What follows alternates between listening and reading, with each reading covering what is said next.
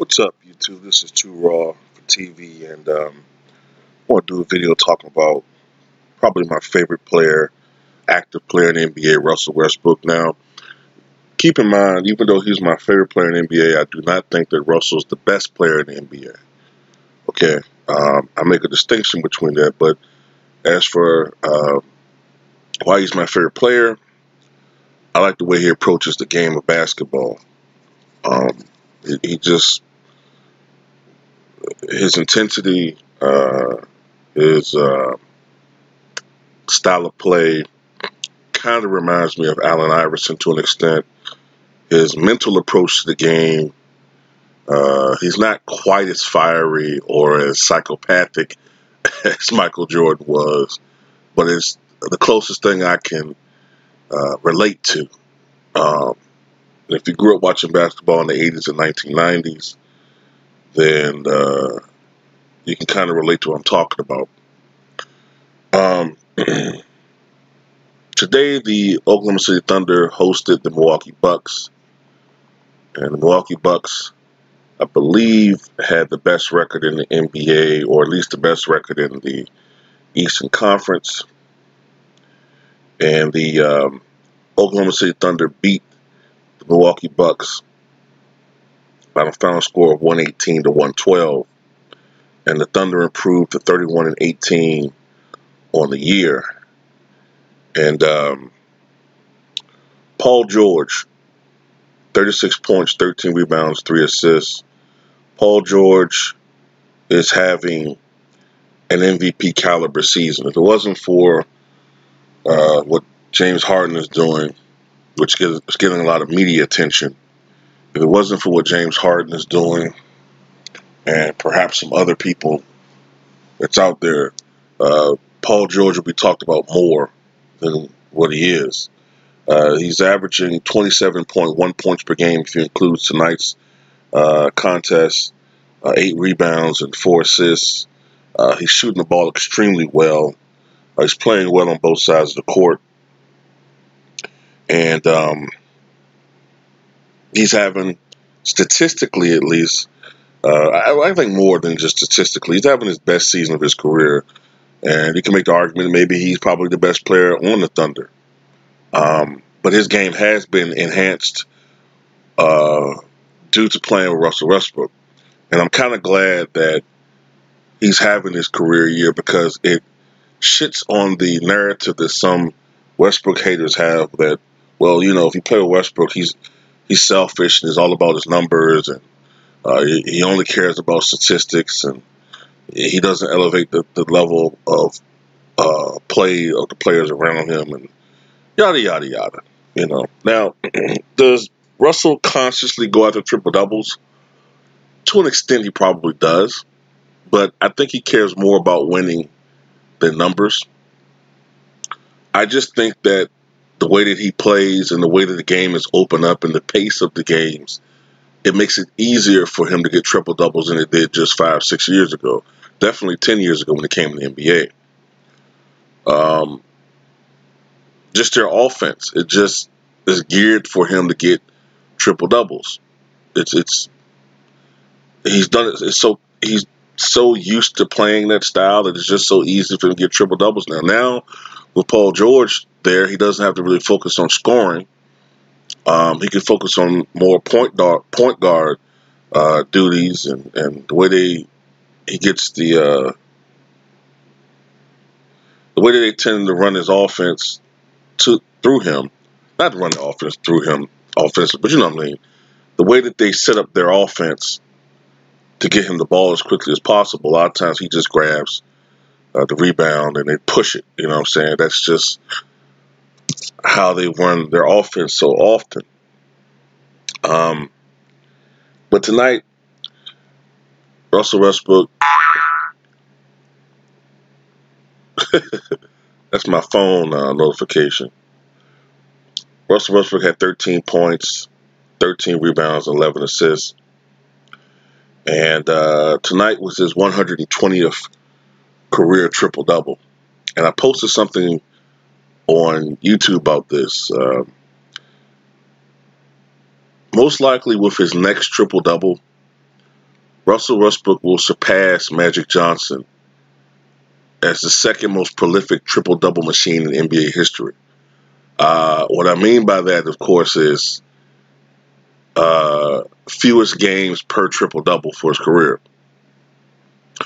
In fact, in the last 2.5 seasons, Russell Westbrook has been on another level.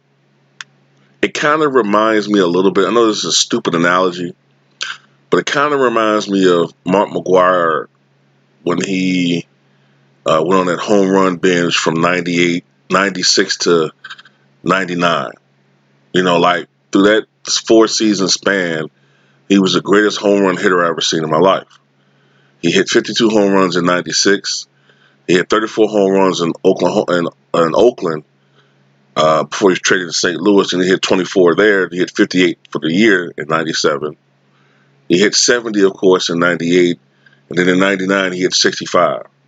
So in that 4-season span, he hit, 52, 58, was at 110, 180, 245 home runs in a 4-year span. It's phenomenal. What is that? Like 60 home runs per season or something like that. Russell Westbrook in the last 2.5 seasons has more triple doubles than LeBron James has his entire career. Now, let me say this for people who will call me a fanboy and I don't put things into perspective. The rule changes in the way that they play the game now, and their offense has a lot to do with why Russell Westbrook, the pace of the games, has a lot to do with why he has collected a lot of triple doubles now. He hasn't been this prolific his entire career with getting triple doubles. At one point in time, he got them about as frequently as maybe Rondo gets them, and Rondo has like 30-something in his career. So really, it's been like the last, I don't know, maybe 5 seasons that he's really become really good at getting triple doubles. I think the year before he had 42. I think he had 25 or 20 something or something like that. Or was it 18? I can't remember. But I put that into perspective. Also, got to remember when Oscar Robertson was playing, they were a lot stricter on what was considered a triple-double. What was considered an assist. If there was any type of offensive motion between when he passed you the ball, the player who passed it to you, if there was any offensive motion, movement, any dribble, it wasn't considered an assist. They had to relax the rules of that. And, of course, now you have more triple-doubles. It's one of the reasons why, despite the fact that most statistical registered statistics were more frequent because of the pace, rebounding, scoring, the top 2 scorers in the 61-62 season, for instance, were Wilt Chamberlain with 50.4 points per game. And then number 2 was Elgin Baylor, who averaged 38.3 points per game. Matter of fact, I want to say the rookie that year, just to show you how crazy scoring was that particular season, the rookie that year, Walt Bellamy, averaged 31 points per game that year. So, scoring was crazy, rebounding was crazy. Wilt averaged 27 rebounds per game that year. I want to say Bill Russell averaged like 24 rebounds or something. It was crazy. So, but assists were actually sort of average or a little bit down. That's because of how strict it was. Also, they didn't register steals back then. They didn't register blocks. And if they did,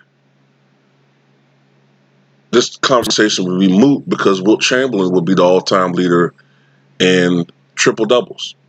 I think he would have at least 250 in his career, probably more like 400 triple-doubles, possibly as many as 500. That might be pushing it. But he really is the all-time leader in triple-doubles. I think Bill Russell would be up on that list. I think Bill Russell probably really has more like 200 triple-doubles himself, or close to it. I'm pretty sure Bill Russell has a lot of 15-point, 20 rebound, 10 block, or 15 block performances. A lot of them. A lot of them. But they didn't register blocks when he played. So we have to keep all these things into perspective when we talk about triple-double leaders. So these guys that we're talking about really probably are not the real triple-double leaders. But they are, since the statistics have been measured since the 73-74 season, when everything was measured and recorded. But it's still remarkable what Russell Westbrook has been able to do. And he's, like I said, he's not the best player of all time. He doesn't shoot the ball particularly well. He's not a great shooter. He's having a down year shooting the basketball. A friend of mine made a good point, too, and this actually slipped my mind. One of the reasons why Russell Westbrook's probably been struggling from the free throw line is because we all know that Russell Westbrook used to always have this routine when he shot free throws where he would shoot the free throw and then he would go backpedal a little bit and he would give that to his teammates and then proceed to shoot. Well, the NBA has changed the rules so that you can't waste that much time anymore shooting free throws. I don't know the specifics of the rule, but he can't do that anymore. So this routine that he's had ever since he came to the NBA has been broken up. And this probably has something to do with why his rhythm at the foul line has been off. Although the last couple of games, he seems to be raising his free throw percentage up a little bit.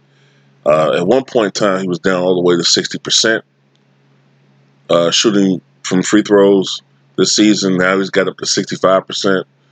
And hopefully he can get it up to at least 70% because he's too good a shooter. As far as free throws shooting is concerned, he's too good a free throw shooter to be shooting that lower percentage.